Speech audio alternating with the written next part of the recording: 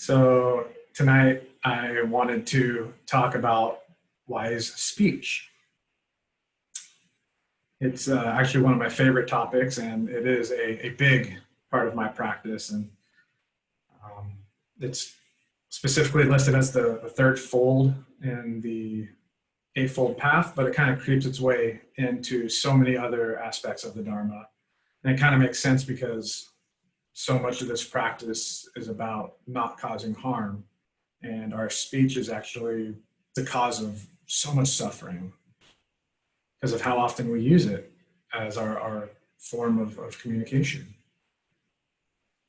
I also feel like it's a really relevant topic for right now, especially with everything that's happening in the world and all of the different ways that we have to communicate with each other, all these different ways of putting in our 2 cents.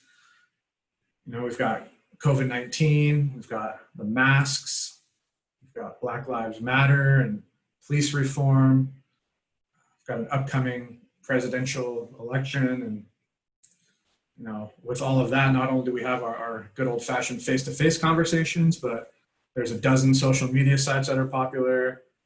There's ways of commenting on news articles, there's YouTube videos.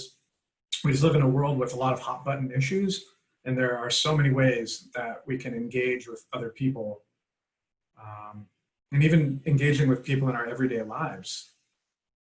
So think about how we engage with other drivers on the road, other people in the grocery store, even how you engage with coworkers and close friends and family. We're living in a world where we're constantly engaged with other people. And if we don't bring awareness to how we're using our speech, we're undoubtedly going to end up causing harm, either to someone else or to ourselves. And in my own life, I can look back, and I was always the one who would push right up against the line. And, you know, quite often I would end up crossing that line. And I've been told that I have a quick wit and a creative mind. And as a youth, I would use those traits to make friends, often by making jokes or either, you know, talking back to the teachers just to get a laugh. And it worked. I made a lot of friends, and I was, you know, voted class clown in my high school. Among my friends too, I mean, holy smokes, you had to be really quick-witted with a sharp tongue, or else you weren't going to survive in our little circle of friends. It was like a constant battle of who could make fun of who to get a bigger laugh. You know, it's interesting though, because I feel like we did it as a term of endearment. I mean, it sounds kind of strange to say, but you know, if we were making fun of you, it means that we really liked you. To this day, me and my friends, I'm friends with a lot of people from high school. I still have a lot of my high school buddies, and we still go at it like we're 16 years old. But you know, being that it was high school, and sometimes high school can feel like survival of the fittest. There were also times where I used my quick wit to be mean. I said things that I absolutely regret, and I've made people feel bad because of what was said, things I'm not proud of. I also started writing in high school, like poems and song lyrics and short stories and whatnot. And I had a friend who, even though we saw each other every day at school and we spoke to each other on the phone almost every day after school, we would still write letters to each other and like send them in the mail to each other. And there are these long, beautiful letters just expressing ourselves and all the angst and all that stuff that you go through as a teenager. And it was amazing. I mean, she was never my girlfriend or anything, but we connected on such a deep emotional level, and it was really, really quite beautiful when I look back on it. And so I started to see that my words were powerful. They could be used to build up, to tear down, to access these deep, beautiful emotions. And just like any powerful tool, I realized that I needed to be wise with how I use these words. So once I really started focusing on non-harming with my speech, and this took many, many years to do, and it's still something that I work on every day, but I noticed how much better I feel inside. So even today, I have a forgiveness practice where at the end of every day, I ask for forgiveness for any harm that I caused to others, and I offer my forgiveness to anybody that has harmed me. And then I also forgive myself for harming myself. And I've noticed that I cause much less harm when I pay attention to my speech. When I'm careful with my words, my list of asking for forgiveness becomes much smaller. And it actually feels good. I feel much lighter. The Buddha talked about this bliss of blamelessness, and it's actually something that I've experienced in my own practice. My meditation practice even improves when I'm careful with my speech. I don't know about you, but I find it quite difficult to meditate when I know that I've caused harm to somebody or lied to somebody. I tend to just replay the conversation in my head over and over and over again. And I create all these scenarios, you know, what would I have done differently? Or I just try to find ways to justify what I did was right. And whatever it is, it's very difficult to find ease when I'm carrying such a heavy load. So this bliss of blamelessness, it's not only good for my conscience, but it's good for my practice as well. So what did the Buddha say about wise speech? First of all, in most of the Buddhist texts, it's actually written as right speech. But because we have these notions of right versus wrong, this can sometimes bring up feelings of guilt or shame if we catch ourselves not practicing quote unquote right speech. It becomes very dogmatic. And this is definitely not how the Buddha intended that language to be perceived. He uses the word right as a description of being virtuous or noble. But again, we associate it with right or wrong. So quite often the word right is replaced with wise. And you may hear it spoken or see it written either way. And sometimes I even go back and forth with which word I use. So I just kind of wanted to put it out there. Wise speech is the third of the 8 path factors of the Eightfold Path, and it belongs to the portion of the path that focuses on morality or ethics. The Pali word for that is sila. And along with wise speech in this group are wise action and wise livelihood. So here's what the Buddha said about wise speech, and he actually said a lot about it, but here is what he said. This is how he described it. And this comes directly from the Buddhist, one of the Buddhist suttas, which is why I'm going to use the word right instead of wise. So he says, and what is right speech? Abstaining from lying, from divisive speech, from abusive speech, and from idle chatter. This is called right speech. So to make it even more straightforward, you can basically just ask yourself, is it true? Is it gossip? Is it kind? And is it necessary or timely? So let's look at the first one. Is it true? And at first glance, this seems pretty cut and dry, right? Is it the truth or is it a lie? But there's so much more to it. If you intentionally tell a non-truth in a malicious way, either to hurt someone or further your own gain at the expense of another, that's obviously unskillful and not considered to be wise speech.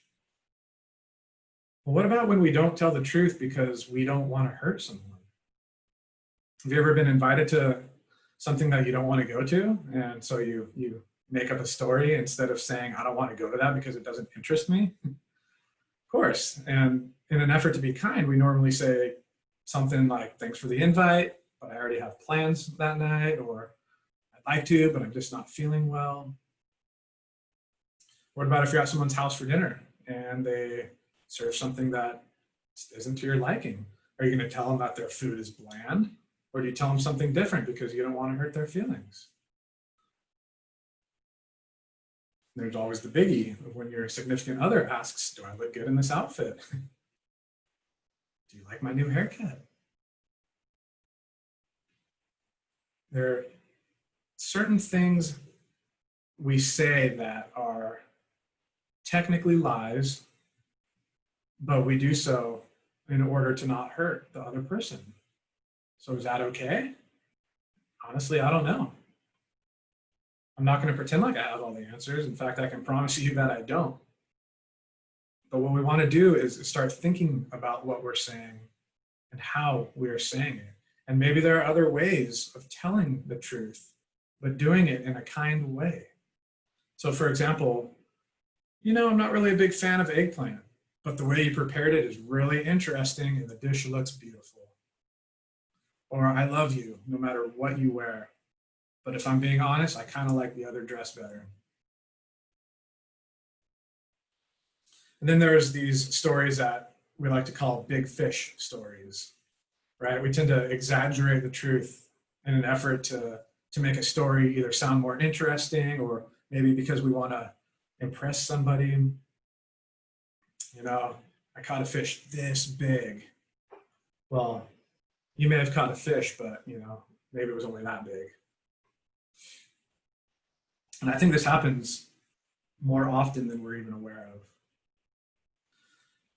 In fact, it's a really interesting experiment for the next week, if you want to take this on, for the next week, try not to exaggerate about anything. To see how often your mind wants to tell that big fish story and see if you can stop yourself from doing so. And no judgment either. We all do it, and it can actually start to be kind of funny when you catch yourself doing something like that. Why? Like, why do we do that? What's the motivation here? And again, these practices are meant to benefit you.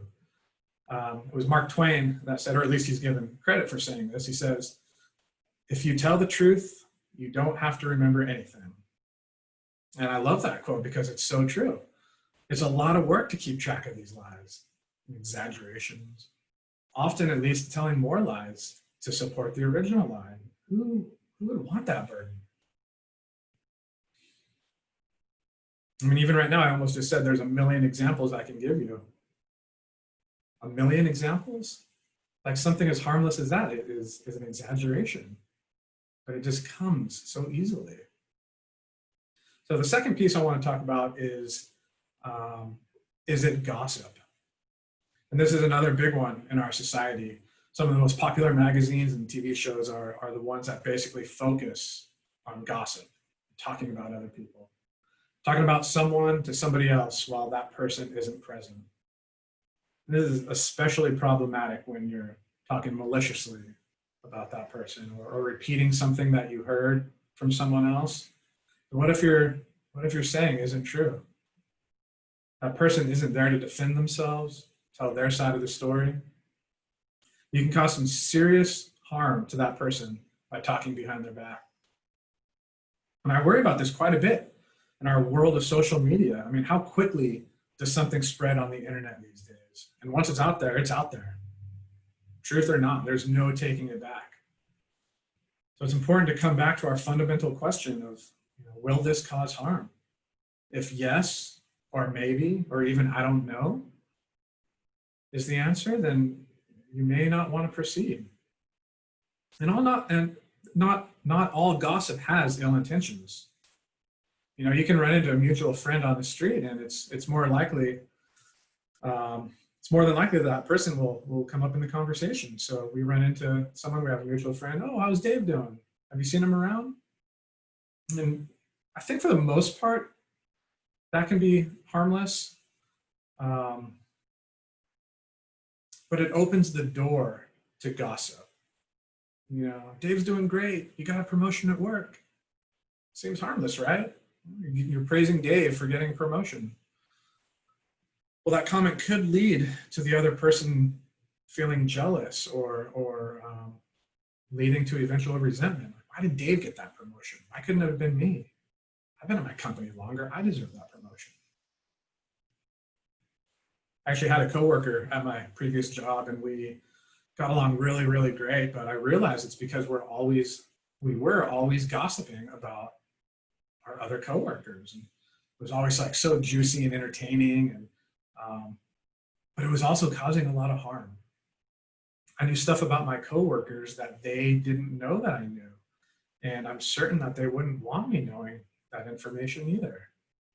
And so I ended up not even enjoying the gossip anymore because it felt like a burden having to hold on to these heavy secrets, keeping them locked inside. So another interesting experiment is to take a week and try not to talk about anybody who isn't in the room with you. Refrain from gossip, both as a talker and a listener. So looking at the third piece of wise speech, is it kind? And another way that the Buddha worded this was, is it harsh or abusive? And this one is pretty straightforward, but it can be difficult to develop.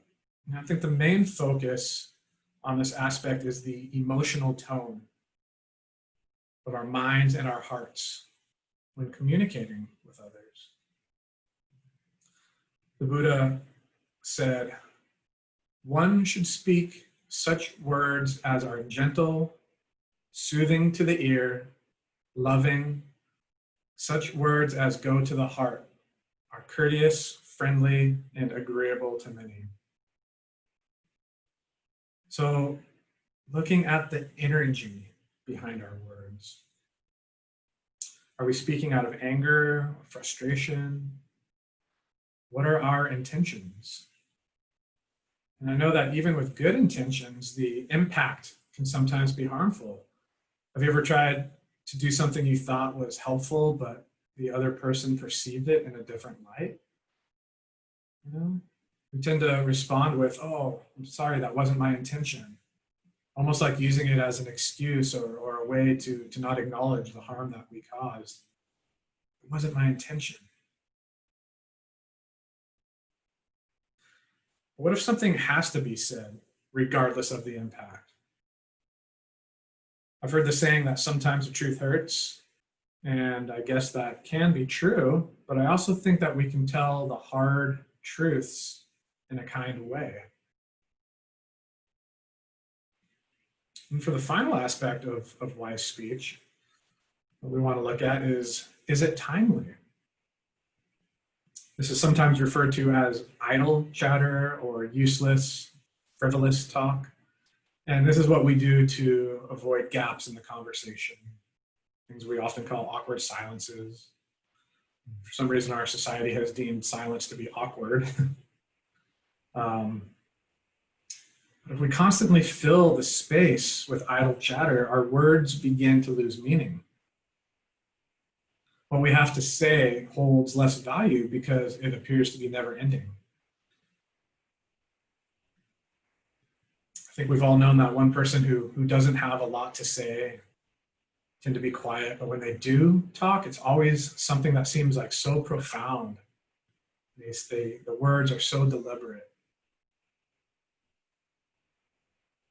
And a lot of what was taught by the Buddha was intended for the monastic community, for the monks. So some Buddhist scholars, including Bhikkhu Bodhi, have interpreted and expanded his teachings to be applied to the layperson. Because obviously we are, living much different lives than a monk, and we may need to have different standards for our communication. So sometimes filling in those awkward silences might not be a bad thing. Another aspect of timely communication, again, goes back to our intention or our energy. So just because something is true and is not gossip, and you're saying it kindly, it still may not be the right time to bring it up. Some conversations should be private, so you shouldn't bring it up during a party, for instance. Some conversations are appropriate, and some conversations aren't appropriate during specific times. During times of grief or trauma, you maybe want to hold back. Or even happy times. If what you're about to say is going to take away somebody's happiness, is it really an appropriate time to say it? Maybe it is, I don't know. But even in a normal conversation, a lot of times when we feel the need or desire to say something, it's because we're being presented with something that we feel differently about. We feel a discomfort, or our first reaction is to speak up and say, no, no, no, this is actually what's true. And whether or not it really is true, it's not really the point. The truth matters, but from a practitioner's standpoint, instead of acting on our reaction, can we instead just be with that discomfort for a little while so that we can respond rather than react? Because quite often, there's much more wisdom in a response than a reaction, which is often based on emotion. And that's why we practice sitting through discomforts during meditation. It prepares us for our lives off of the meditation cushion. So I think a lot of this practice does come down to effort and intention. I mean, what else is there, right? This isn't a practice where we're expected to be perfect. There are so many gray areas. And I'm not going to ruin my nephew's belief in Santa Claus because I'm worried about the karma of telling that lie, you know? Sometimes it's okay. Sometimes we can't cause no harm, so we have to choose the path of causing less harm. So again, I invite you to take on one or two or all of these for a period of time and just see what it feels like.